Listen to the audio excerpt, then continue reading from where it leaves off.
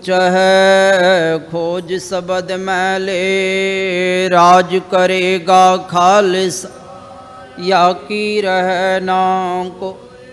खुआर होए सब मिलेंगे, बचे शरण जो खंडा जाऊं के हाथ में। कलगी सो है सी सोहा मेरी रक्षा करे, कलगी तर जगदीश। वाहिगुरु नाम जहाज है चढ़े सो तेरे पा, जो श्रद्धा कर से बूंदे गुर पार उतारन। जो श्रद्धा कर से बूंदे गुर पार उतारन। बोले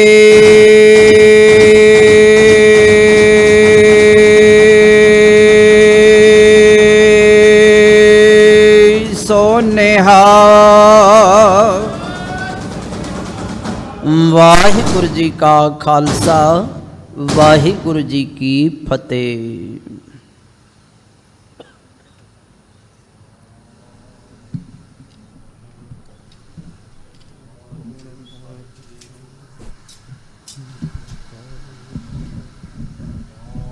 दीवान तू है मेरे स्वामी, अरदास मैं होर थाओ नाही, जिस पै करो बेनंती। मेरा दुख सुख तुझ ही पास, तू चो सज्जन मैंडिया, देई सीस उतार। नैण महंजे तरस दे, कद पसी दीदार। तनासरी संत महला पहला, फिर संग मूठड़िए, खबर ना पाइया जियो। मस्तक लिखियाड़ा लेख पुरब कमाया जियो। फिर संग मूठड़िए, खबर ना पाइया जियो। मस्तक लिखियाड़ा लेख पुरब कमाया जियो। लेख न मिटई पुरब कमाया, क्या जाना क्या होसी। गुणी अचार नहीं रंग राती, अवगुण बह बह रोसी। तन जो बन आक की साया, बिरध भये दिन पुन्या। नानक नाम बिना दोहागण, छूटी झूठ विछुन्या। बूढ़ी कर कालियो, गुर कै पाए चलो। साचा नाम ध्याए, पावें सुख महलो। हर नाम ध्याए तां सुख पाए, पीड़े दिन चारे। निज कर जाए बह सच पाए, अन दिन नाल प्यारे। विण भगति घर वास न होवी, सुनया हो लोक सभाए। नानक सरसी तां पिर पाए, राती साचै नाए। फिर धन पावै तां फिर पावै नारी जियो। ਰੰਗ ਪ੍ਰੀਤਮ ਰਾਤੀ ਗੁਰ ਕੈ ਸ਼ਬਦ ਵਿਚਾਰੀ ਜਿਓ। ਗੁਰ ਸ਼ਬਦ ਵਿਚਾਰੀ ਨਾਮ ਪਿਆਰੀ ਨਿਮ ਨਿਮ ਭਗਤ ਕਰੇ। ਮਾਇਆ ਮੋਹ ਜਲਾਏ ਪ੍ਰੀਤਮ ਰਸਮੈ ਰੰਗ ਕਰੇ।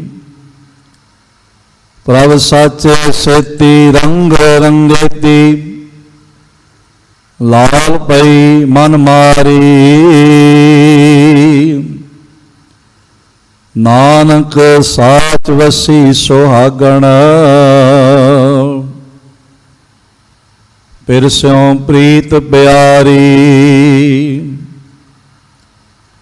ਫਿਰ ਘਰ ਸੋਹੈ ਨਾਰ ਜੇ ਫਿਰ ਭਾਵੇ ਜਿਉ। ਝੂਠੋ ਵੈਣ ਚਵੈ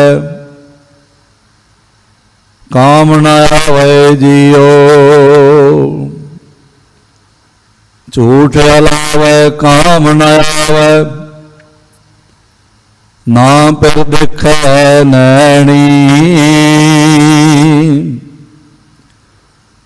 ਅਵਗੁਣਿਆਰੀ ਕੰਤ ਵਿਸਾਰੀ ਛੋਟੀ ਵਿਧਣ ਰਾਣੀ। ਗੁਰ ਸ਼ਬਦ ਨ ਮਾਨੈ ਫਾਹੀ ਫਾਥੀ ਸਾਧਨ ਮਹਿਲ ਨਾ ਪਾਏ। ਨਾਨਕ ਆਪੇ ਆਪ ਪਛਾਣੈ ਗੁਰਮੁਖ ਸਹਿਜ ਸਮਾਏ। ਧਨ ਸੁਹਾਗਣ ਨਾਰ ਜਿਨ ਪਿਰ ਜਾਣਿਆ ਜਿਉ।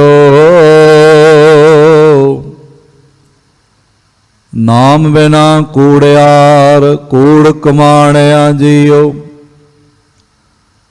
ਹਰ ਭਗਤ ਸੁਹਾਵੀ ਸਾਚੇ ਭਾਵੀ ਪਾਏ ਭਗਤ ਪ੍ਰਭ ਰਾਤੀ। ਫਿਰ ਰਲਿਆਲਾ ਜੋਬਨ ਬਾਲਾ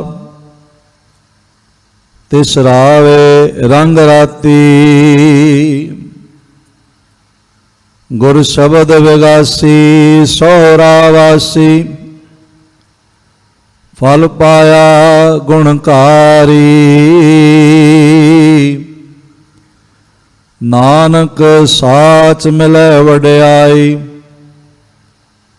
ਫਿਰ ਘਰ ਸੋਹੈ ਨਾਰੀ। ਧਨ ਸੁਹਾਗਣ ਨਾਰ ਜਿਨ ਪਿਰ ਜਾਣਿਆ ਜਿਉ। ਨਾਮ ਬਿਨਾ ਕੂੜਿਆਰ ਕੂੜ ਕਮਾਣਿਆ ਜਿਉ। ਹਰ ਭਗਤ ਸੁਹਾਵੀ ਸਾਚੇ ਭਾਵੀ ਪਾਏ ਭਗਤ ਪ੍ਰਭ ਰਾਤੀ। ਫਿਰ ਰਲਿਆਲਾ ਜੋਬਨ ਬਾਲਾ ਤਿਸ ਰਾਵੇ ਰੰਗ ਰਾਤੀ। ਗੁਰ ਸ਼ਬਦ ਵਿਗਾਸੀ ਸੋਹਰਾ ਵਾਸੀ ਫਲ ਪਾਇਆ ਗੁਣਕਾਰੀ। ਨਾਨਕ ਸਾਚ ਮਿਲੈ ਵਡਿਆਈ ਫਿਰ ਘਰ ਸੋਹੈ ਨਾਰੀ। ਗੁਰ ਸ਼ਬਦ ਵਿਗਾਸੀ ਸੋਹਰਾ ਵਾਸੀ ਫਲ ਪਾਇਆ ਗੁਣਕਾਰੀ। ਨਾਨਕ ਸਾਚ ਮਿਲੈ ਵਡਿਆਈ ਫਿਰ ਘਰ ਸੋਹੈ ਨਾਰੀ। ਨਾਨਕ ਸਾਚ ਮਿਲੈ ਵਡਿਆਈ ਫਿਰ ਘਰ ਸੋਹੈ ਨਾਰੀ। ਵਾਹਿਗੁਰੂ ਜੀ ਕਾ ਖਾਲਸਾ ਵਾਹਿਗੁਰੂ ਜੀ ਕੀ ਫਤਿਹ।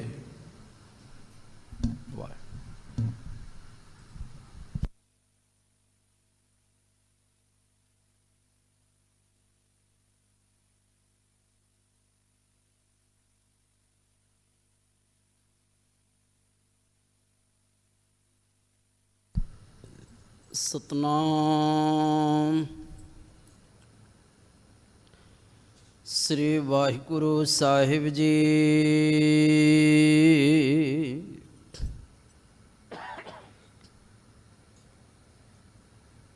ਸਗਲ ਦੁਆਰ ਕੋ ਛਾੜ ਕੇ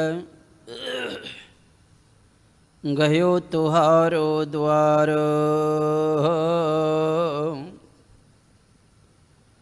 ਬਾਹੀਂ ਗਹੀਂ ਕੀ ਲਾਜ ਅਸ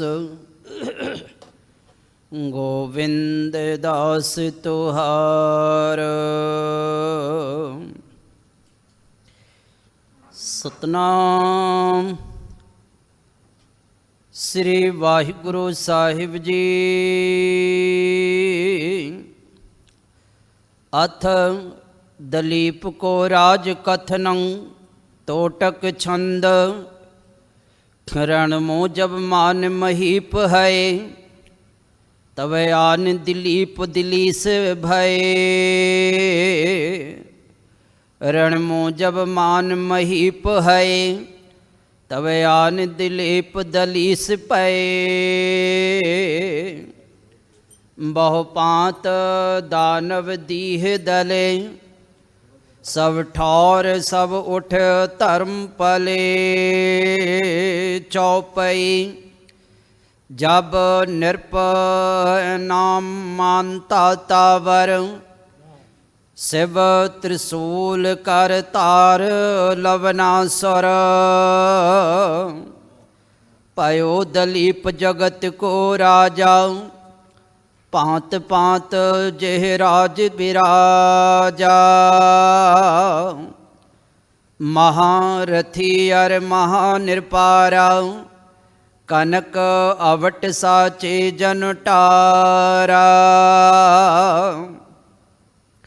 अत सुंदर जन मदन स्वरूपा जानक बने रूप के पोपा। बहु विद करे जग विस्तारा विधवत होम दान मख सारा। धर्म तुझा जह तहाँ बिराजी इंद्रावती निरख दुत लाजी। पग पग जग खंब कहो गाडा कर कर अन साल कर छाड़ा। भूखा नांग जो आवत कोई तत छिन्नो इच्छ पुरावत सोई। भूखा नांग जो आवत कोई तत छिन्नो इच्छ पुरावत सोई। वाहिगुरु जी का खालसा वाहिगुरु जी की फतेह।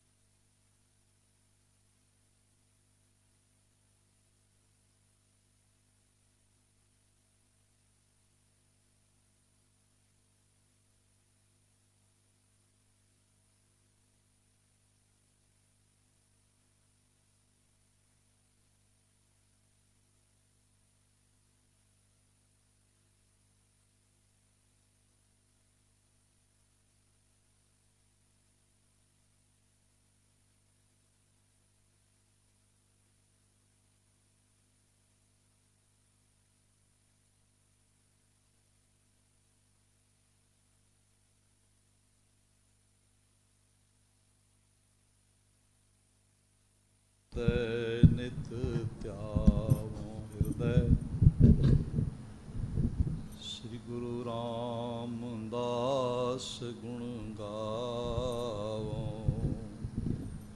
ਸ੍ਰੀ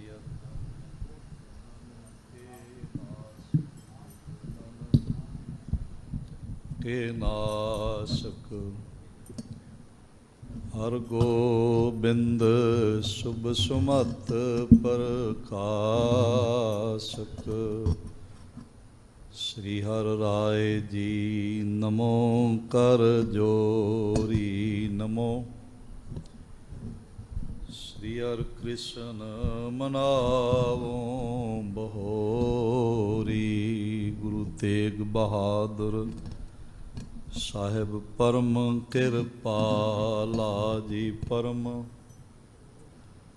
ਕਿਰਪਾਲਾ।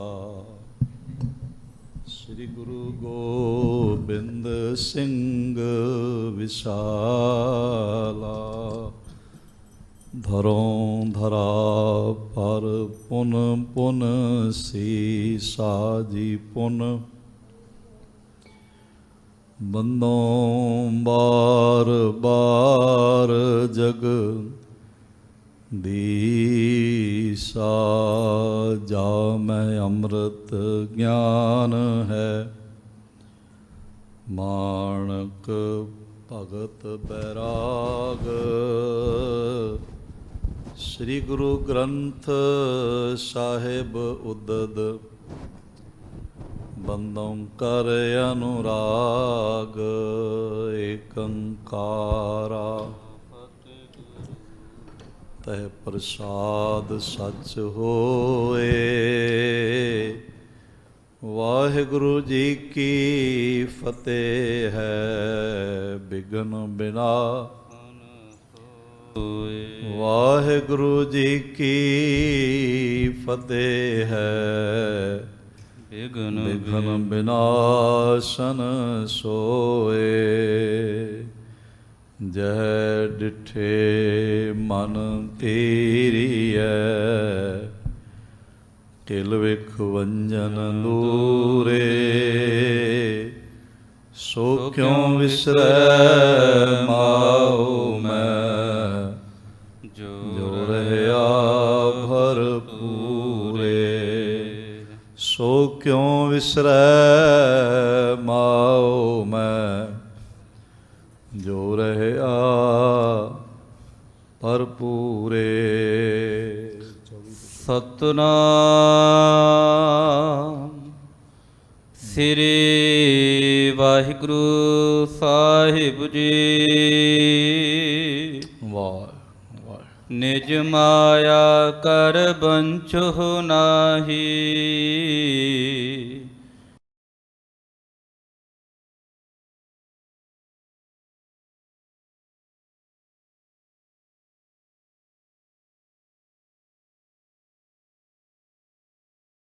ਆਪਣੀ ਸਰਧਾ ਦੇਹੁ ਮਨ ਮਾਹੀ।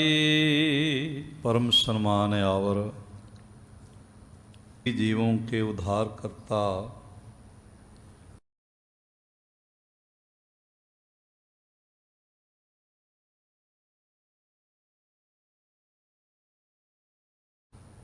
साहिबे सहाबा जोत रूप हाराप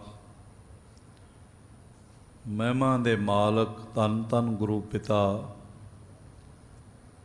श्री गुरुदेव गुरु ग्रंथ साहिब जी दे महान बरकतमयी इनायतमयी श्री चरण कमलों च विराजमान गुरु प्यारी साध संगत, गुरुदेव जी दी महान इनायत दा सदका साडे सारियां दे सिर ते मेहरमतमई रखे हथ दा सदका जीवन दा अज दा दिन भी प्राप्त होया और इस नवें दिन दी जो नवें जन्म समान है इस शाम अजीज़ुल नवाज गनीमुल खराज पातशाह कादरे हर कार गुरु गोबिंद सिंह बेकसारा यार गुरु गोबिंद सिंह साहिब जी दे ਮੁਬਾਰਕ ਚਰਨ ਕਮਲਾਂ 'ਚ ਪ੍ਰਾਪਤ ਹੋਇਆ। ਸਤਿਗੁਰੂ ਜੀ ਦੇ ਦਰ ਤੋਂ ਨਿਵਾਜੇ ਹੋਏ ਕੀਰਤਨੀਆਂ ਤੋਂ ਸੋਦਰ ਚੌਂਕੀ ਦੇ ਸ਼ਬਦ ਗਾਇਨ। ਹਰ ਕੀਰਤ ਹਮਰੀ ਰਹਿਰਾਸ ਸਾਹਿਬ ਜੀ ਦੇ ਪਾਠ, ਆਰਤੀ ਆਰਤਾ ਜੀ ਕੇ ਗਾਇਨ, ਅਰਦਾਸਾਂ ਬੇਨਤੀਆਂ ਜੋਦੜੀਆਂ, ਫਿਰ ਸਾਹਿਬ ਜੀ ਦੇ ਮੁਬਾਰਕ ਹੁਕਮਨਾਮੇ ਆਪ ਨੇ ਝੋਲੀ 'ਚ ਪਾਏ ਹਨ। ਕੁਝ ਸਮਾਂ ਹੋਰ ਗੁਰੂ ਪਾਤਸ਼ਾਹ ਜੀ ਦੀਆਂ ਜੀਵਨ ਕਥੜੀਆਂ, ਮਹਾਨ ਰਸ ਲਬਰੇਜ਼ ਬੋਲ ਜੋ ਸਿੱਖਾਂ ਨੇ ਮਹਾਰਾਜ ਜੀ ਦੇ ਚਰਨ ਕਮਲਾਂ 'ਚ ਹਾਜ਼ਰ ਹੋ ਕੇ ਨਮਸਕਾਰਾਂ ਕਰਕੇ ਪ੍ਰੇਮ ਸਤਿਕਾਰ ਸਹਿਤ ਆਪਣੇ ਜੀਵਨ ਨਾਲ ਸੰਬੰਧਿਤ ਕੁਝ ਸਵਾਲ ਕੀਤੇ। ਸਾਹਿਬ ਜੀ ਨੇ ਉਹਨਾਂ ਦੇ ਬੜੇ ਭਾਵਪੂਰਤ ਜਵਾਬ ਪ੍ਰਦਾਨ ਕੀਤੇ। ਉਹ ਜੋ ਮਹਾਨ ਸਵਾਲ ਨੇ ਤੇ ਉਹਨਾਂ ਦੇ ਮਹਾਨ ਜਵਾਬ ਦੇਣ ਵਾਲੇ, ਜਿਨ੍ਹਾਂ ਦੇ ਕਦਮਾਂ ਵਿੱਚ ਮਹਾਨ ਗਿਆਨ ਵਿਗਿਆਨ ਦੇ ਸੋਮੇ ਚੱਲਦੇ ਨੇ, ਸ੍ਰੀ ਗੁਰੂ ਅਰਜਨ ਦੇਵ ਜੀ ਦੇ ਮਹਾਨ ਬਚਨਾਂ 'ਚ ਪ੍ਰਾਪਤ ਹੋਏ ਤੇ ਉਸ ਨੂੰ ਮਹਾਨਤਾ ਨੂੰ ਸਜਦਾ ਕਰਦਿਆਂ ਹੋਇਆਂ, ਸਤਿਕਾਰ ਕਰਦਿਆਂ ਭਾਈ ਸਾਹਿਬ ਭਾਈ ਸੰਤੋਖ ਸਿੰਘ ਜੀ ਨੇ ਇਤਿਹਾਸ ਵਿੱਚ ਦਰਜ ਕੀਤੇ ਨੇ। ਇਹਨਾਂ ਮਹਾਨ ਬੋਲਾਂ ਦੀ ਵਿਚਾਰਨਾ ਹੀ ਮਨ ਗੁਰੂ ਚਰਨਾਂ ਨਾਲ ਜੁੜ ਸਕੇ, ਇਕਾਗਰਤਾ ਅਦਬ ਤੇ ਆਨੰਦ ਦੀ ਦਾਤ ਝੋਲੀ 'ਚ ਪੈ ਸਕੇ। ਇਸ ਲਈ ਪੇਸ਼ਤਰ ਜਿਤਨੇ ਸਾਰੀ ਦੁਨੀਆ 'ਚ ਬੈਠੇ ਮਹਾਰਾਜ ਜੀ ਦੇ ਅੰਮ੍ਰਿਤ ਵਿਚਾਰ ਸਰਵਣ ਕਰ ਰਹੇ ਹੋ, ਪੇਸ਼ਤਰ ਦੋਹਾਂ ਹੱਥਾਂ ਨੂੰ ਹਿਰਦੇ ਦੇ ਸਾਹਮਣੇ ਜੋੜਦਿਆਂ ਨੇਤਰ ਬੰਦ ਕਰੋ ਤੇ ਆਪਣੀ ਸੁਰਤ ਨੂੰ ਪਟਨਾ ਸਾਹਿਬ ਵਿਖੇ ਲਿਆਓ ਤੇ ਗਹਿਰਾਈ ਤੋਂ ਐਸਾ ਮਹਿਸੂਸ ਕਰੀਏ ਕਿ ਸਾਡਾ ਸੀਸ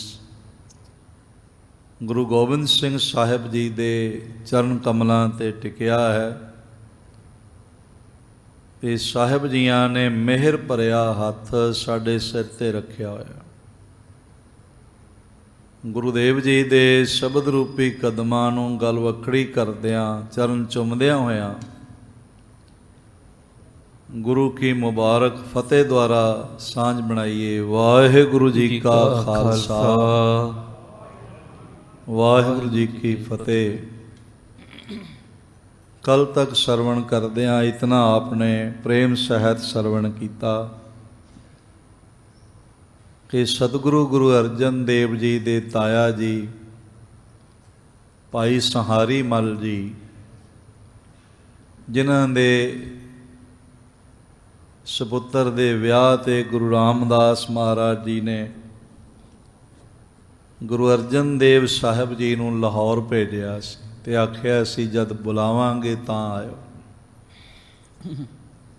ਉੱਥੇ ਨਾਲੇ ਸਾਰੇ ਕਾਰਜ ਰਾਸ ਕੀਤੇ ਗੁਰੂ ਅਰਜਨ ਦੇਵ ਜੀ ਨੇ, ਨਾਲੇ ਅਭਿਆਸੀ ਲੋਕਾਂ ਦੇ ਸਵਾਲਾਂ ਦੇ ਜਵਾਬ ਦਿੰਦੇ ਰਹੇ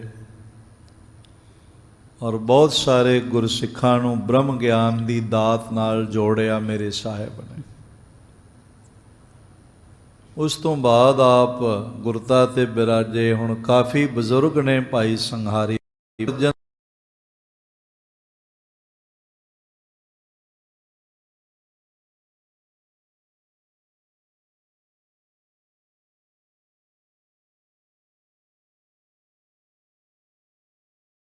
ਦੇ ਪਾਤਸ਼ਾਹ ਵਡੇਰਾ ਸਰੀਰ ਜਾਣ ਕੇ, ਬਜ਼ੁਰਗਵਾਰ ਜਾਣ ਕੇ ਸੇਵਾ ਵਿੱਚ ਰੰਗਿਆ ਹੋਇਆ, ਪਿਆਰ ਵਿੱਚ ਰੰਗਿਆ ਹੋਇਆ ਤੇ ਸ੍ਰੀ ਗੁਰੂ ਅਰਜਨ ਦੇਵ ਮਹਾਰਾਜ ਜੀ ਨੂੰ ਆਪਣਾ ਭਤੀਜਾ ਨਹੀਂ ਸਮਝਦੇ, ਬਲਕਿ ਤਰਨ ਗਗਨ ਨਵ ਖੰਡ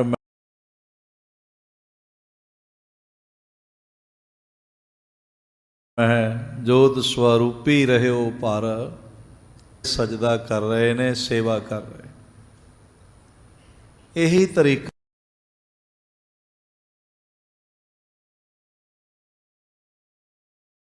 ਹੈ ਸਤਿਗੁਰੂ ਜੀ ਨਾਲ ਜੁੜਨ ਦਾ, ਗੁਰੂ ਨੂੰ ਮੱਥਾ ਟੇਕਣ ਦਾ। ਜੈਸੇ ਸਿੱਖ ਦਾ ਹਿਰਦਾ ਨਿਰਮਾਣਤਾ ਨਾਲ ਭਰਦਾ ਜਾਂਦਾ ਹੈ ਤੇ ਗੁਰੂ ਉਸ ਦੇ ਜੀਵਨ ਨੂੰ ਮਹਾਨਤਾ ਨਾਲ ਭਰਦਾ ਜਾਂਦਾ। ਇਹ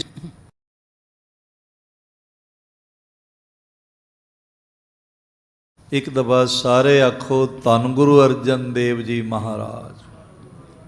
ਇੱਕ ਦਫਾ ਫਿਰ ਆਖੋ ਜੀ ਧੰਨ ਗੁਰੂ ਅਰਜਨ ਦੇਵ ਜੀ ਮਹਾਰਾਜ।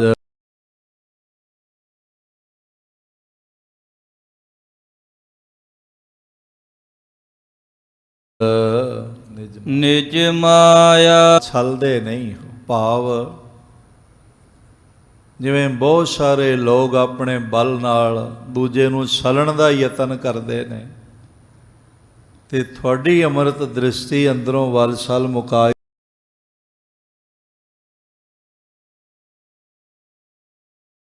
ਛੱਡਦੀ। ਆਪ ਮਹਾਂ ਦਿਆਲੂ ਹੋ, ਪਰਮ ਕਿਰਪਾਲੂ ਹੋ। ਹਾਂਜੀ, ਆਪਣੀ ਸਰਧਾ ਦੇਹੁ ਮਨ ਮਾਹੀ। ਆਪ ਮਿਹਰ ਕਰੋ, ਮੇਰੇ ਮਨ ਵਿੱਚ ਆਪ ਜੀ ਪ੍ਰਤੀ ਸ਼ਰਧਾ ਪੈਦਾ ਹੋ ਜਾਏ। ਇਤੇ ਸ਼ਰਧਾ ਤੋਂ ਭਾਵ ਹੈ ਭਾਵਨਾ ਪੈਦਾ ਹੋ ਜਾਏ। ਸ਼ਰਧਾ ਦੇ ਕਈ ਜਗ੍ਹਾ ਅਰਥ ਮੰਗਣਾ ਵੀ ਬਣਦੇ, ਮੰਗ ਹੈ ਸ਼ਰਧਾ ਤੋਂ ਭਾਵ, ਪਰ ਇੱਥੇ ਭਾਵ ਹੈ ਮਨ ਵਿੱਚ ਤੁਹਾਡੇ ਪ੍ਰਤੀ ਸਨਮਾਨ ਬਣੇ, ਪ੍ਰੇਮ ਬਣੇ, ਆਦਰ ਬਣ ਜਾਏ। ਬਹੁ ਤਾਤ ਵਿੱਚ ਸ਼ਰਧਾ ਸ਼ਬਦ ਆਦਰ ਰੂਪ ਵਿੱਚ ਵਰਤਿਆ ਜਾਂਦਾ ਹੈ।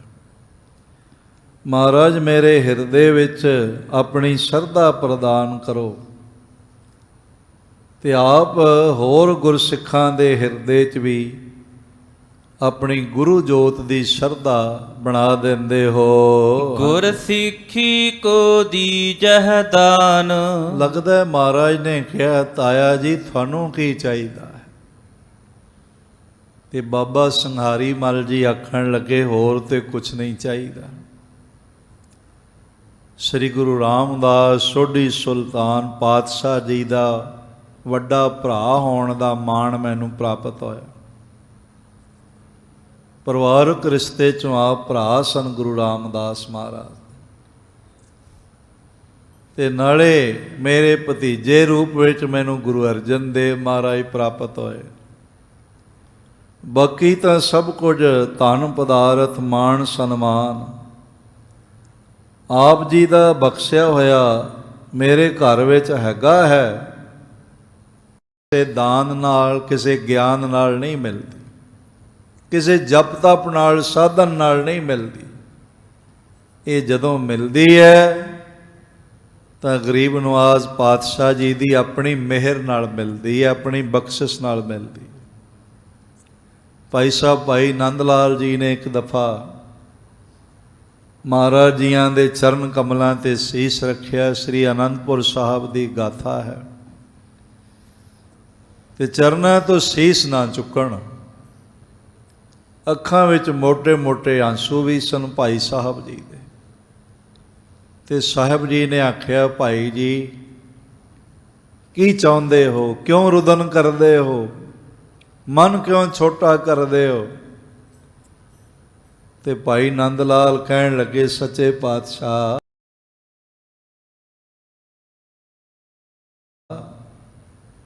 ਮੇਰਾ ਮਨ ਕਰਦਾ ਹੈ ਮੈਂ ਤੁਹਾਡੇ ਚਰਨ ਕਮਲਾਂ ਵਿੱਚ ਪ੍ਰਾਣ ਭੇਟਾ ਕਰ ਦੇਵਾਂ, ਪ੍ਰਾਣ ਰੱਖ ਦੇਵਾਂ। ਇਸ ਤੋਂ ਥੱਲੇ ਗੱਲ ਵੀ ਨਹੀਂ ਬਣਦੀ, ਹੋਰ ਚੀਜ਼ਾਂ ਨਾਲ ਗੱਲ ਨਹੀਂ ਬਣਦੀ।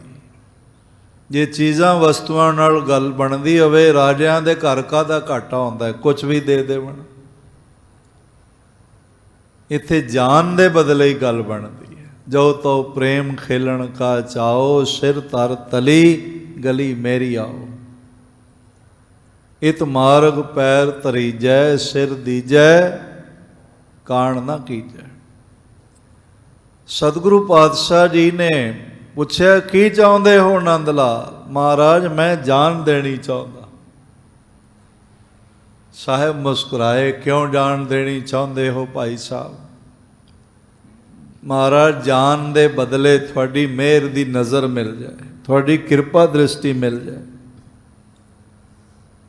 ਮਹਾਰਾਜ ਕਹਿਣ ਲੱਗੇ ਭਾਈ ਸਾਹਿਬ, ਇਹ ਜਿਹੜੀ ਪ੍ਰਸੰਨਤਾ ਦੀ ਨਜ਼ਰ ਹੈ, ਮਿਹਰ ਦੀ ਨਜ਼ਰ ਹੈ, ਇਹ ਜਾਨ ਦੇ ਬਦਲੇ ਵੀ ਨਹੀਂ ਮਿਲਦੀ, ਇਹ ਗੁਰੂ ਦੀ ਆਪਣੀ ਮਿਹਰ ਨਾਲ ਹੀ ਮਿਲਦੀ।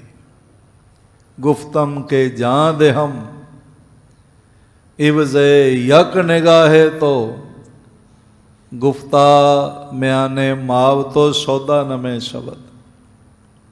ਭਾਈ ਜੀ, ਇਹ ਸੌਦਾ ਜਾਨ ਦੇ ਬਦਲੇ ਵੀ ਨਹੀਂ ਮਿਲਦਾ, ਗੁਰੂ ਦੀ ਪ੍ਰਸੰਨਤਾ, ਗੁਰੂ ਦੀ ਮਿਹਰ ਨਾਲ ਹੀ ਮਿਲਦੀ।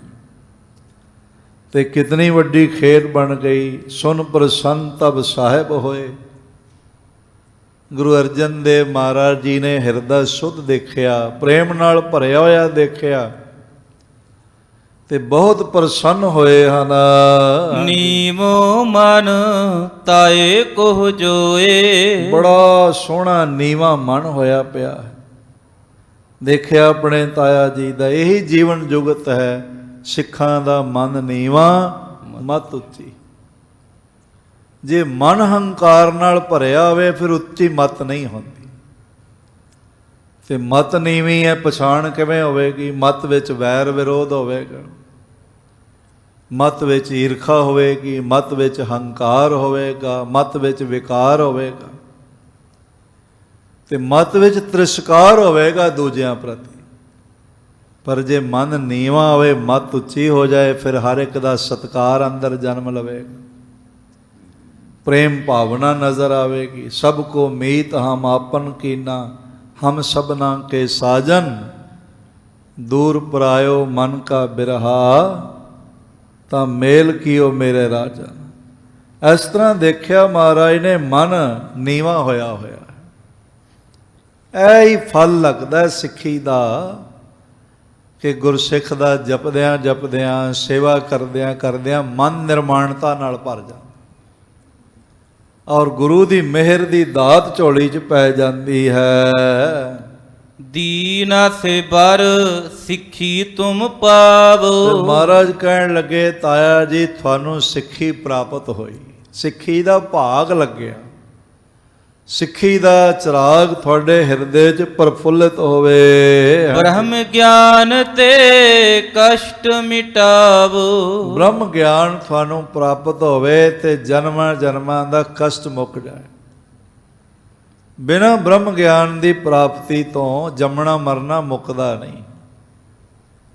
ਹਾਂ, ਜਿਹੜੇ ਗੁਰੂ ਦੀ ਚਰਨੀ ਲੱਗ ਜਾਵਣ ਉਹਨਾਂ ਦਾ ਮੁੱਕ ਜਾਂਦਾ। ਜੰਮਣ ਮਰਨਾ ਤਿੰਨ ਕੋ ਜੋ ਹਰ ਲੜ ਲਾਗੇ। ਗੁਰੂ ਦਾ ਆਸਰਾ ਲੈਣ ਤੇ ਇਸ ਨੇ ਆਸਰਾ ਪ੍ਰਾਪਤ ਕੀਤਾ ਹੈ ਭਾਈ ਸੰਘਾਰੀ ਮੱਲ ਜੀ ਨੇ। ਮਹਾਰਾਜ ਕਹਿਣ ਲੱਗੇ, ਬ੍ਰਹਮ ਗਿਆਨ ਤੇ ਕਸ਼ਟ ਮਿਟਾਵੋ। ਆਉਣ ਜਾਣ ਦਾ, ਹਿਰਦੇ ਦੇ ਬੈਰਾਗ ਦਾ ਕਸ਼ਟ ਦੂਰ ਕਰਨਾ ਕਰੋ, ਤੁਹਾਨੂੰ ਬ੍ਰਹਮ ਗਿਆਨ ਪ੍ਰਾਪਤ ਹੋਵੇ। ਭਇਓ ਨਿਹਾਲ ਤਬਹਿ ਸੰਹਾਰੀ। ਫਿਰ ਜਦ ਮਹਾਰਾਜ ਜੀ ਨੇ ਮਿਹਰ ਦੀ ਨਜ਼ਰ ਨਾਲ ਦੇਖਿਆ, ਤੁਸੀਂ ਰੋਜ਼ ਪੜ੍ਹਦੇ ਹੋ ਨਾ, ਜਿਨ ਕੋ ਨਦਰ ਕਰਮ ਤਿਨਕਾਰ, ਨਾਨਕ ਨਦਰੀ ਨਦਰ ਨਿਹਾਲ। ਉਹ ਜਿਹੜਾ ਨਦਰੀ ਹੈ, ਨਦਰ ਦਾ ਮਾਲਕ, ਕਰਤਾ ਪੁਰਖ, ਉਹ ਨਿਹਾਲ ਕਰ ਦਿੰਦਾ ਤੇ ਐਸਾ ਨਿਹਾਲ ਕਰਦਾ ਕਿ ਫਿਰ ਕਦੀ ਗਮਗੀਨੀਆਂ ਸੌਂਦੀਆਂ ਨਹੀਂ। ਪਰ ਗੁਰੂ ਸਾਹਿਬ ਨਾਲੋਂ ਟੁੱਟੇ ਰਹੀਏ, ਸਿਮਰਨ ਨਾਲੋਂ ਟੁੱਟੇ ਰਹੀਏ ਤੇ ਫਿਰ ਜੀਵਨ ਬੇਹਾਲ ਹੀ ਹੁੰਦਾ ਹੈ। ਨਿਹਾਲ ਨਿਹਾਲ ਹੋ ਗਏ ਬਾਬਾ ਸੰਘਾਰੀ ਮੱਲ ਜੀ। ਗਤ ਪਾਈ ਬ੍ਰਹਮ ਗਿਆਨ ਸੁਖਾਰੀ। ਇਹ ਬ੍ਰਹਮ ਗਿਆਨ ਦੀ ਅਵਸਥਾ ਸੌਖੇ ਹੀ ਪ੍ਰਾਪਤ ਹੋ ਗਈ। ਬੜੇ ਯੋਗੀ ਮਹਾਯੋਗੀ ਲੱਗੇ ਰਹਿੰਦੇ ਤੇ ਮਹਾਰਾਜ ਕਹਿੰਦੇ ਨੇ, ਇਸ ਨਾਲ ਬਣਦਾ ਹੀ ਕੁਛ ਨਹੀਂ। ਕਹਾ ਭਇਓ ਜੋ ਦੋ ਲੋਚਨ ਮੂਦ ਕੇ ਬੈਠ ਰਹੇ ਹੋ, ਬਕ ਧਿਆਨ ਲਗਾਇਓ। ਨਹਾਤ ਫਿਰਿਓ ਲੀਏ ਸਾਤ ਸਮੁੰਦਰਨ, ਲੋਕ ਗਇਓ ਪਰ ਲੋਕ ਗਵਾਇਓ। ਬਾਸ ਕੀਓ ਵਿਖਿਆਨ ਸੋ ਬੈਠ ਕੇ, ਐਸੇ ਹੀ ਐਸੇ ਸੋ ਬੈਸ ਬਿਤਾਇਓ। ਤੇ ਪ੍ਰਾਪਤੀ ਇੱਥੇ ਹੁੰਦੀ ਹੈ, ਸਾਚ ਕਹੋ ਸੁਨ ਲਿਓ ਸਭੈ, ਜਿਨ ਪ੍ਰੇਮ ਕੀਓ ਤਿਨ ਹੀ ਪ੍ਰਭ ਪਾਇਓ। ਮਹਾਰਾਜ ਜੀ ਦੀ ਮਿਹਰ ਦੀ ਨਜ਼ਰ ਹੋਈ। ਅੰਦਰ ਪ੍ਰੇਮ ਦਾ ਸਾਗਰ ਲਹਿਰਾ ਰਿਹਾ ਸੀ, ਲਹਿਰਾਂ ਰਹਿ ਰਿਹਾ ਸੀ, ਤੇ ਬ੍ਰਹਮ ਗਿਆਨ ਦੀ ਅਵਸਥਾ ਸੌਖੀ ਹੀ ਗੁਰੂ ਮੇਹਰ ਸਦਕਾ ਝੋਲੀ 'ਚ ਪੈ ਗਈ। ਸਾਧਕੈ ਸੰਗ ਨਹੀਂ ਕਛ ਕਾਲ, ਦਰਸ਼ਨ ਭੇਟਤ ਹੋਤ ਨਿਹਾਲ। ਐਸੀ ਅਵਸਥਾ ਝੋਲੀ 'ਚ ਪਈ ਹੈ। ਸਾਈ ਦਿੱਤਾ ਝੰਜੀ ਜੋਏ। ਇਸ ਤਰ੍ਹਾਂ ਬਾਬਾ ਸੰਘਾਰੀ ਮਲ ਲੀਨ ਹੋ ਗਏ ਪ੍ਰਭੂ ਵਿੱਚ, ਨਾਮ ਵਿੱਚ ਲੀਨ ਹੋ ਜਾਏ। ਔਰ ਹੋਰ ਕੁਝ ਸਿੱਖ ਹਨ ਜਿਨ੍ਹਾਂ ਦੇ ਨਾਮ ਭਾਈ ਸਾਹਿਬ ਜੀ ਨੇ ਗਿਣੇ ਨੇ। ਇੱਕ ਦਾ ਨਾਮ ਭਾਈ ਸਾਈਂ ਦਿੱਤਾ ਹੈ, ਦੂਜਾ ਸੈਦੋ ਜੱਟ ਹੈਗਾ ਹੈ, ਲਾਹੌਰ ਦੇ ਰਹਿਣ ਵਾਲੇ ਹਨ। ਸੈਦੋ ਜਾਟ ਲਵਪੁਰੀ ਸੋਏ। ਇਹ ਜਿਹੜੇ ਨੇ ਲਵਪੁਰੀ ਲਾਹੌਰ ਦੇ ਰਹਿਣ ਵਾਲੇ ਹਨ। ਅਪਰ ਸਿੱਖ ਲਵਪੁਰ ਕੇ ਸਾਰੇ। ਹੋਰ ਵੀ ਬਹੁਤ ਸਾਰੇ ਸਿੱਖ ਲਾਹੌਰ ਦੇ ਰਹਿਣ ਵਾਲੇ ਹਨ। ਸ੍ਰੀ ਗੁਰ ਅਮਰ ਸੇਵਕੋ ਧਾਰੇ। ਜਿਹੜੇ ਸ੍ਰੀ ਗੁਰੂ ਅਮਰਦਾਸ ਮਹਾਰਾਜ ਜੀ ਦੇ ਸੇਵਕ ਸਨ। ਇਹ ਕੁਝ ਪਿਛਲਾ ਹਵਾਲਾ ਭਾਈ ਸਾਹਿਬ ਦਿੰਦੇ ਪਏ। ਗੁਰੂ ਅਮਰਦਾਸ ਮਹਾਰਾਜ ਜੀ ਦੀ ਸੇਵਾ ਕਰਨ ਵਾਲੇ ਸਿੱਖ ਕਰੇ ਪ੍ਰਸੰਨ ਸਰਬ ਹੀ ਰੀਤ। ਉਹਨਾਂ ਨੇ ਸ੍ਰੀ ਗੁਰੂ ਅਮਰਦਾਸ ਮਹਾਰਾਜ ਜੀ ਨੂੰ ਹਰ ਤਰ੍ਹਾਂ ਨਾਲ ਪ੍ਰਸੰਨ ਕੀਤਾ। ਸ੍ਰੀ ਮੁਖ ਤੇ ਬੋਲੇ ਪਖ ਪ੍ਰੀਤ। ਤੇ ਸ੍ਰੀ ਗੁਰੂ ਅਮਰਦਾਸ ਮਹਾਰਾਜ ਜੀ ਮਹਾਨ ਸਤਿਕਾਰਯੋਗ ਸ੍ਰੀ ਮੁਖ ਤੋਂ ਬੜੇ ਪ੍ਰੇਮ ਦੇਖ ਕੇ, ਪ੍ਰੇਮ ਭਾਵਨਾ ਦੇਖ ਕੇ ਬੋਲ ਆਖੇ ਹਨ। ਹਮ ਪ੍ਰਸੰਨ ਤੁਮ ਜਾਛੋ ਬਰ ਕੋ। ਮਹਾਰਾਜ ਕਹਿਣ ਲੱਗੇ ਸਾਡਾ ਹਿਰਦਾ ਤੁਹਾਡੇ ਤੇ ਬਹੁਤ ਪ੍ਰਸੰਨ ਹੋਇਆ ਸਾਈਂ ਦਿੱਤਾ ਜੀ। ਔਰ ਸੈਦੋ ਗੋਤ ਦਾ ਜਾਟ ਲਵਪੁਰੀ ਦਾ ਰਹਿਣ ਵਾਲਾ ਮਹਾਰਾਜ ਜੀ ਨੇ ਪ੍ਰਸੰਨਤਾ ਵਿਅਕਤ ਕੀਤੀ ਹੈ। ਕਰਹੁ ਮਨੋਰਥ ਪੂਰਨ ਉਰ ਕੋ। ਮਹਾਰਾਜ ਕਹਿਣ ਲੱਗੇ ਸਾਡਾ ਹਿਰਦਾ ਤੁਹਾਡੇ ਤੇ ਪ੍ਰਸੰਨ ਹੈ, ਤੇ ਆਪਣੇ ਹਿਰਦੇ ਦੀ ਕੋਈ ਖਾਹਿਸ਼ ਹੋਵੇ ਤਾਂ ਸਾਡੇ ਕੋਲੋਂ ਜਾਚ ਲਓ। ਜਦ ਇਹ ਘੜੀ ਆਉਂਦੀ ਹੈ ਨਾ ਕਿਸੇ ਭਾਗਾਂ ਵਾਲੇ ਤੇ ਮੈਂ ਅਰਜ਼ ਕਰਨਾ ਚਾਹੁੰਦਾ ਹਾਂ, ਦੁਨੀਆ ਤੇ ਹਰ ਵਸਤੂ ਦਾ ਅਨੁਮਾਨ ਲਗਾਇਆ ਜਾ ਸਕਦਾ ਹੈ। ਜੈਸੇ ਮੈਂ ਅਰਜ਼ ਕਰਾਂ, ਮਾਤਾਵਾਂ ਰਸੋਈ ਵਿੱਚ ਭੋਜਨ ਤਿਆਰ ਕਰਦੀਆਂ ਨੇ ਤੇ ਕੋਈ ਨਮਕ ਚੱਖ ਕੇ ਨਹੀਂ ਦੇਖਦੀਆਂ ਵੀ ਪੂਰਾ ਹੋਇਆ ਕਿ ਨਹੀਂ ਹੋਇਆ। ਇਹ ਪੋਟਿਆਂ ਵਿੱਚ ਅਨੁਮਾਨ ਹੁੰਦਾ ਹੈ, ਕਹਿੰਦੀਆਂ ਨੇ ਪੂਰਾ ਹੋ ਗਿਆ। ਪੋਟਿਆਂ ਵਿੱਚ ਕੋਈ ਸਵਾਦ ਚੱਖਣ ਦੀ ਇੰਦਰੀ ਨਹੀਂ ਹੈਗੀ, ਜ਼ਬਾਨ ਵਗੈਰਾ, ਬਈ ਜ਼ਬਾਨ ਲੱਗੀ ਹੋਈ ਹੈ ਪੋਟਿਆਂ ਤੇ, ਜਾਂ ਕੋਈ ਨਾਸਕਾ ਹੈ ਜਿਹੜੀ ਸੁੰਘ ਕੇ ਦੱਸ ਦੇਵੇ। ਬਸ ਅਨੁਮਾਨ ਲੱਗਿਆ ਹੋਇਆ, ਅਨੁਮਾਨ ਨਾਲ ਪਤਾ ਚੱਲਦਾ ਹੈ ਬਈ ਦਾਲ ਵਿੱਚ ਨਮਕ ਪੂਰਾ ਹੋ ਗਿਆ। ਹਰ ਗੱਲ ਦਾ ਅਨੁਮਾਨ ਲਗਾਇਆ ਜਾ ਸਕਦਾ ਹੈ। ਕਿਸਾਨ ਹੈ, ਭਾਵੇਂ ਬਹੁਤੀ ਨਾ ਸਮਝ ਰੱਖਦਾ ਹੋਵੇ, ਅੱਜ ਕੱਲ੍ਹ ਤਾਂ ਬਹੁਤ ਪੜ੍ਹੇ ਲਿਖੇ ਕਿਸਾਨ ਹਨ। ਪੁਰਾਣੇ ਸਮੇਂ 'ਚ ਬੜੇ ਘੱਟ ਪੜ੍ਹੇ ਲਿਖੇ ਲੋਕ ਵੀ ਸਨ, ਤੇ ਖੇਤ ਦੇ ਦੁਆਲੇ ਦੁਆਲੇ ਫਿਰ ਕੇ ਅਨੁਮਾਨ ਲਗਾ ਕੇ ਦੱਸ ਦਿੰਦੇ ਸਨ ਵੀ ਇਤਨੀ ਫਸਲ ਹੋਣੀ, ਤੇ ਉਤਨੀ ਹੀ ਲਗਭਗ ਫਸਲ ਹੁੰਦੀ ਸੀ। ਅਨੁਮਾਨ ਨਾਲ ਪਤਾ ਲੱਗ ਜਾਂਦਾ ਸੀ।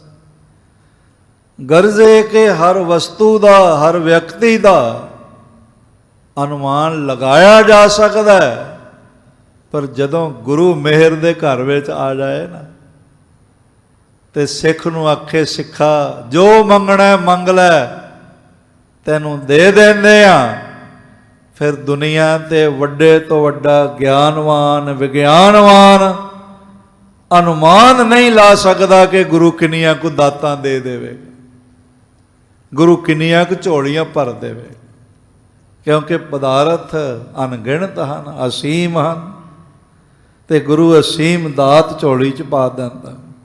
ਮਹਾਰਾਜ ਕਹਿਣ ਲੱਗੇ ਹਮ ਪ੍ਰਸੰਨ ਤੁਮ ਜਾਚੋ ਬਰ ਕੋ।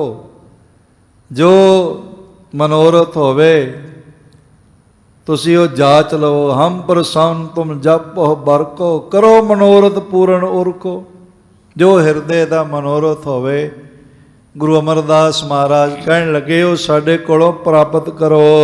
ਸਭ ਸਿੱਖਾਂ ਮਿਲ ਭਲੇ ਵਿਚਾਰਾ। ਫਿਰ ਸਾਰਿਆਂ ਸਿੱਖਾਂ ਨੇ ਲਾਹੌਰ ਵਿਦਿਆ ਨੇ ਭਲੀ ਵਿਚਾਰ ਕੀਤੀ। ਹੱਥ ਜੋੜ ਗੁਰ ਨਿਕਟ ਉਚਾਰਾ। ਤੇ ਹੱਥ ਜੋੜ ਕੇ ਸ੍ਰੀ ਗੁਰੂ ਅਮਰਦਾਸ ਮਹਾਰਾਜ ਜੀ ਦੇ ਚਰਨ ਕਮਲਾਂ 'ਚ ਇਹ ਪ੍ਰਾਰਥਨਾ ਕੀਤੀ। ਇਹ ਹੀ ਤਰੀਕਾ ਹੈ ਹੱਥ ਜੋੜਨ ਦਾ, ਮਤਲਬ ਸਤਿਕਾਰ ਪ੍ਰਦਾਨ ਕਰਨਾ, ਪ੍ਰੇਮ ਹਿਰਦੇ ਦਾ ਵਿਅਕਤ ਕਰਨਾ, ਝੁੱਕ ਕੇ ਗੱਲ ਕਰਨਾ, ਨਿਮਰਤਾ ਨਾਲ ਪੇਸ਼ ਆਉਣਾ। ਪਰ ਇਹ ਬਿਨਾਂ ਨਾਮ ਤੋਂ ਹੋ ਨਹੀਂ ਸਕਦਾ। ਨਾਮ ਹੀ ਹਿਰਦੇ ਨੂੰ ਨਿਰਮਾਣ ਕਰ ਸਕਦਾ ਹੈ। ਨਹੀਂ ਤਾਂ ਫਿਰ ਬੰਦਾ ਆਪਣਾ ਅਭਿਮਾਨ ਹੀ ਪ੍ਰਗਟ ਕਰਦਾ ਕਿ ਮੇਰੇ ਵਰਗਾ ਹੋਰ ਕੋਈ ਨਹੀਂ, ਮੈਂ ਸਭ ਤੋਂ ਉੱਤੇ ਹਾਂ, ਮੈਂ ਵੱਡਾ ਹਾਂ, ਮੈਂ ਵੱਡਾ ਹਾਂ। ਬਸ ਇੰਨਾ ਕੀ ਕਹਿਣੇ, ਹੈ ਗੁਰੂ ਮੈਂ ਤਾਂ ਤੁੱਛ ਹਾਂ, ਤੂੰ ਵੱਡਾ ਹੈ, ਤੂੰ ਵੱਡਾ ਹੈ। ਗੁਰੂ ਦੀ ਵਡਿਆਈ ਨੂੰ ਮਹਿਸੂਸ ਕਰਨਾ। ਤੇ ਜਿਹੜਾ ਇਸ ਤਰ੍ਹਾਂ ਕਰਦਾ ਹੈ, ਗੁਰੂ ਪਾਤਸ਼ਾਹ ਉਹਦੀ ਝੋਲੀ ਵਡਿਆਈਆਂ ਨਾਲ ਭਰ ਦਿੰਦੇ ਹਨ। ਪ੍ਰਥਮ ਗੁਰੂ ਨਾਨਕਪੁਰ ਆਏ। ਆਖਣ ਲੱਗੇ ਹੈ ਸੱਚੇ ਪਾਤਸ਼ਾਹ ਗੁਰੂ ਅਮਰਦਾਸ ਜੀ ਮਹਾਰਾਜ, ਜਗਤ ਗੁਰੂਦੇਵ ਗੁਰੂ ਨਾਨਕ ਪਾਤਸ਼ਾਹ ਗਰੀਬ ਨਵਾਜ਼ ਸਾਹਿਬ ਲਾਹੌਰ ਵਿੱਚ ਆਏ ਸਨ। ਭਾਈ ਸਾਹਿਬ ਜੀਆਂ ਦੀ ਲਿਖਤ ਮੁਤਾਬਕ ਵੇਖਿਓ ਕਸਾਬ ਪੂਰਾ ਸੋਰੀ ਸਾਏ। ਉਹਨਾਂ ਨੇ ਇੱਥੇ ਜੀਵ ਹੱਤਿਆ ਹੁੰਦੀ ਹੋਈ ਦੇਖੀ। ਕਸਾਈਪੁਰਾ, ਇਹ ਸਾਰਾ ਨਗਰ ਕਸਾਈਪੁਰਾ ਨਜ਼ਰ ਆਇਆ। ਲਖਿਓ ਪਾਪ ਹੋਏ ਘੋਰ ਮਹਾਨਾ। ਤੇ ਸਵੇਰੇ ਸਵੇਰੇ ਹੀ ਪਾਪ ਹੋਣ ਲੱਗ ਪੈਂਦਾ, ਬੁੱਚੜਖਾਨੇ ਚੱਲ ਪੈਂਦੇ, ਗਊ ਹੱਤਿਆ ਹੋਣ ਲੱਗ ਪੈਂਦੀ। ਇਹ ਤਾਂ ਪਾਪ ਨਗਰੀ ਬਣੀ ਹੋਈ ਹੈ। ਸ਼ਰਾਪਤ ਕੀ ਨਸ ਏਬ ਬਖਾਨਾ। ਤੇ ਉਹਨਾਂ ਨੇ ਸ਼ਰਾਪ ਰੂਪੀ ਇਹ ਬਚਨ ਆਖੇ ਬਈ ਇਹ ਨਗਰ ਤਾਂ ਸ਼ਰਾਪਿਆ ਹੋਇਆ ਹੈ। ਵਾਕਈ ਜਿੱਥੇ ਜਿਸ ਜੀਵਨ ਵਿੱਚ ਪਾਪ ਹੀ ਹੋਵੇ, ਉਹ ਪਾਪ ਹੀ ਸਭ ਤੋਂ ਵੱਡਾ ਸ਼ਰਾਪ ਹੈ, ਹੋਰ ਕਿਹੜਾ ਸ਼ਰਾਪ। ਇਸ ਲਈ ਮਹਾਰਾਜ ਜੀਆਂ ਨੇ ਕਿਹਾ, ਗੁਰੂ ਨਾਨਕ ਦੇਵ ਜੀ ਨੇ ਪਹਿਲੇ ਜਾਮੇ 'ਚ ਤੁਸੀਂ ਆਖਿਆ ਮਹਾਰਾਜ ਕਿ ਇਹ ਲਾਹੌਰ ਸ਼ਹਿਰ ਤਾਂ ਸ਼ਰਾਪਤ ਹੋਇਆ ਹੈ। ਇਸ ਤਰ੍ਹਾਂ ਨਾਲ ਬਿਆਨ ਬਖਿਆਨ ਕੀਤਾ। ਲਾਹੌਰ ਸ਼ਹਿਰ ਜ਼ਹਿਰ ਕਹਿਰ ਸਭਾ ਪਹਿਰ। ਲਾਹੌਰ ਸ਼ਹਿਰ ਸਵਾ ਪਹਿਰ ਇੱਥੇ ਜ਼ਹਿਰ ਹੀ ਵਰਤਦਾ ਰਹਿੰਦਾ। ਦਿਨ ਚੜੇ ਤੋਂ ਸਵਾ ਪਹਿਰ ਲਗਾਤਾਰ ਜੀਵ ਹੱਤਿਆ ਹੁੰਦੀ।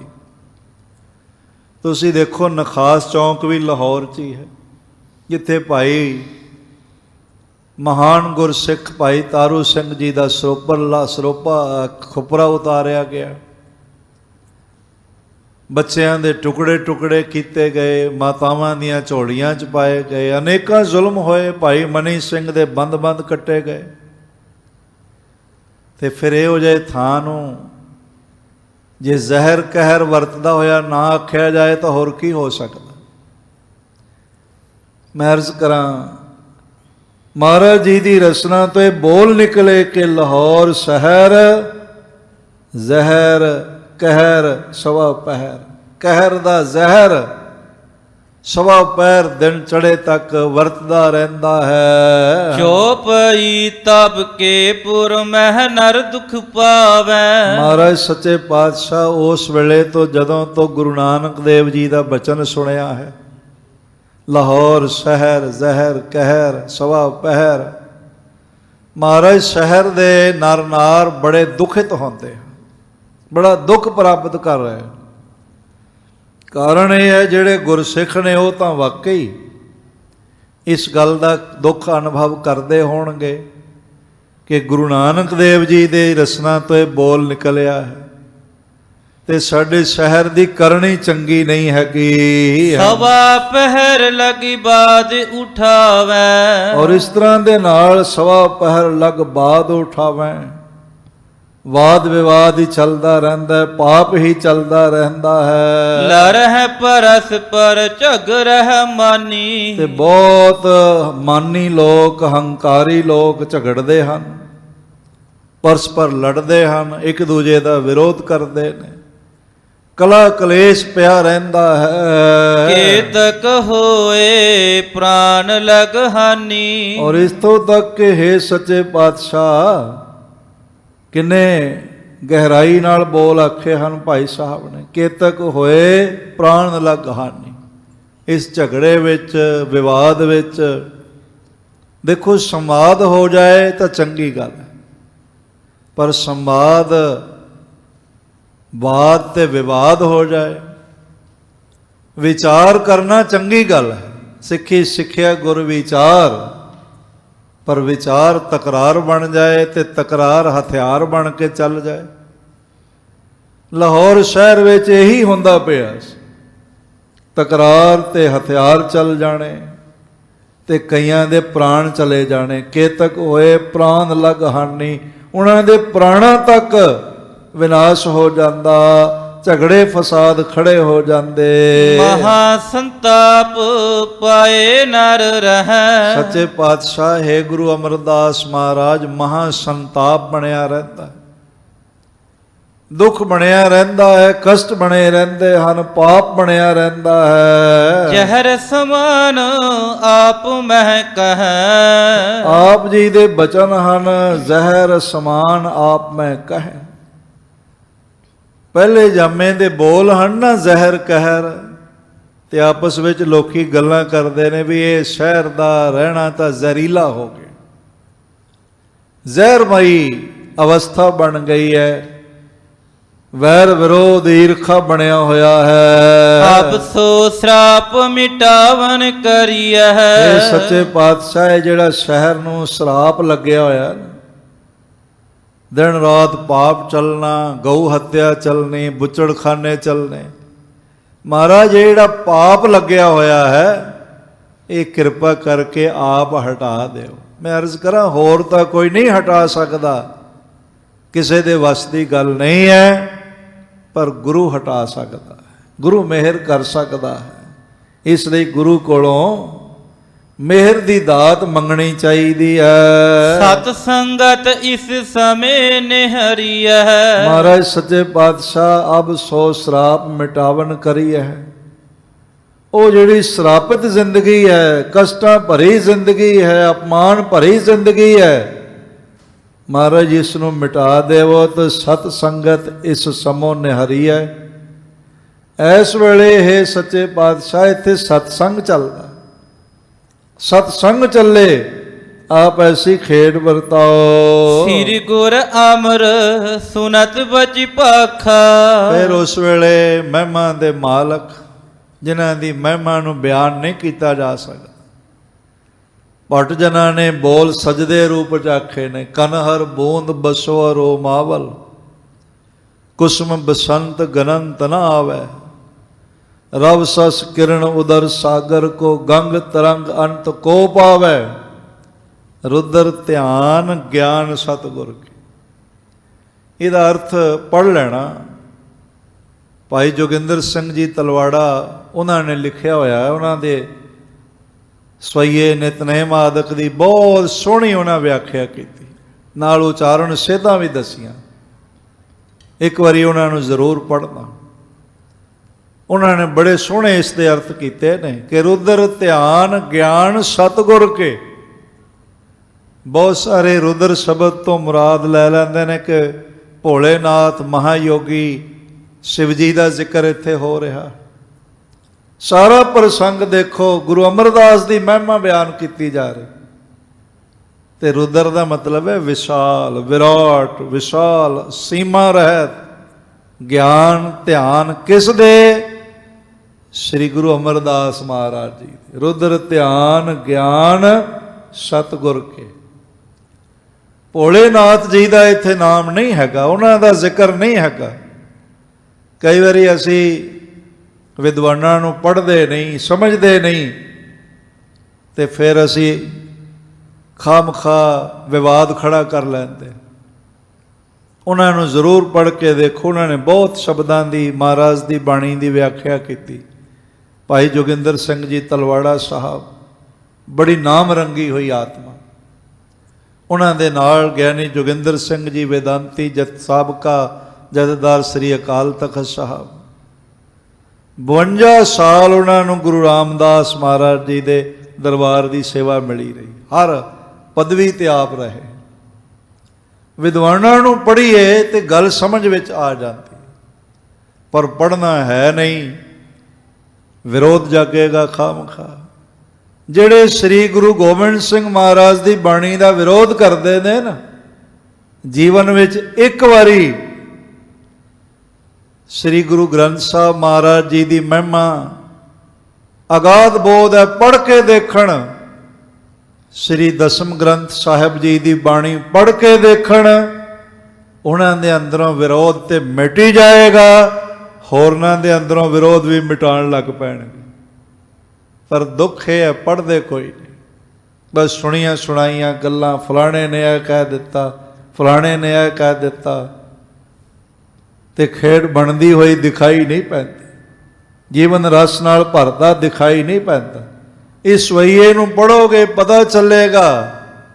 ਭੱਟ ਜਨ ਗੁਰੂ ਅਮਰਦਾਸ ਮਹਾਰਾਜ ਜੀ ਦੇ ਗਿਆਨ ਤੇ ਧਿਆਨ ਦੀ ਗੱਲ ਕਰ ਰਹੇ।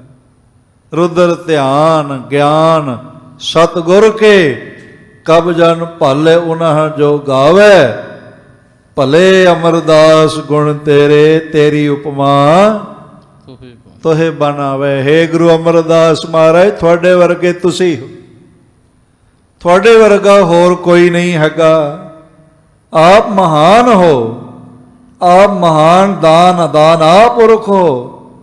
ਤੇ ਜਦ ਇਹ ਵਡਿਆਈ ਹੋਈ, ਮਹਾਨ ਪਵਿੱਤਰ ਨਿਰਮਲ ਨਿਰੰਕਾਰੀ ਜੋਤ ਸ੍ਰੀ ਗੁਰੂ ਅਮਰਦਾਸ ਮਹਾਰਾਜ ਜੀ ਨੇ ਮੁਸਕਰਾਉਂਦਿਆਂ ਹੋਇਆਂ ਇਹ ਬਚਨ ਕੀਤਾ, ਸ੍ਰੀ ਗੁਰੂ ਅਮਰ ਸੁਨਤ ਬਚ ਭਾਖਾ। ਅਮਰ ਬਚਨ ਕੀਤਾ, ਜਿਸ ਬਚਨ ਨੂੰ ਕੋਈ ਟਾਲ ਨਹੀਂ ਸਕਦਾ, ਕੋਈ ਨਿਗਲੈਕਟ ਨਹੀਂ ਕਰ ਸਕਦਾ। ਪਰਦੋ ਸਾਧਿਆ ਕਰੀ ਅਬਲਾਖਾ। ਔਰ ਇਸ ਤਰ੍ਹਾਂ ਦੇ ਨਾਲ ਬਰਦੋ ਸਾਧਿਆ ਕਰੀ ਅਭਿਲਾਖਾ। ਮਹਾਰਾਜ ਕਹਿਣ ਲੱਗੇ ਇਹ ਤਾਂ ਹੈ ਤਾਂ ਬਹੁਤ ਔਖਾ, ਵਾਕਈ ਔਖਾ ਹੀ ਸੀ, ਜਿਹੜਾ ਅੱਜ ਤੱਕ ਕੋਈ ਕਰ ਨਹੀਂ ਸਕਿਆ। ਮਹਾਰਾਜ ਜੀਆਂ ਨੇ ਆਖਣਾ ਕੀਤਾ, ਤਉ ਦੇਨ ਕੋ ਪ੍ਰਥਮ ਬਖਾਨਾ। ਮਹਾਰਾਜ ਕਹਿਣ ਲੱਗੇ ਫਿਰ ਵੀ ਅਸੀਂ ਪਹਿਲਾਂ ਕਹਿ ਦਿੱਤਾ ਵੀ ਜੋ ਮੰਗਣਾ ਹੈ ਮੰਗ ਲਵੋ, ਇਸ ਕਰਕੇ ਬੋਲੇ ਬੋਹਰ ਕਿਰਪਾਲ ਸੁਜਾਨਾ। ਮਹਾਨ ਹਰ ਹਿਰਦੇ ਦੀ ਜਾਣਨ ਵਾਲੇ ਗੁਰੂ ਅਮਰਦਾਸ ਮਹਾਰਾਜ, ਗੋਬਿੰਦਵਾਲ ਗੋਬਿੰਦਪੁਰੀ ਸਮ ਜਲਿਆਣ, ਤੀਰ ਵਿਪਾਸ ਬਨਾਇਓ, ਗਇਓ ਦੁਖ ਦੂਰ ਬਰਖਨ ਕੋ, ਸੋ ਗੁਰੂ ਮੁਖ ਦੇਖ ਗਰੂ ਸੁਖ ਪਾਇਓ। ਤਨ ਮਨ ਹੋਏ ਨਿਹਾਲ, ਜਾਂ ਗੁਰ ਦੇਖਾਂ ਸਾਹਮਣੇ।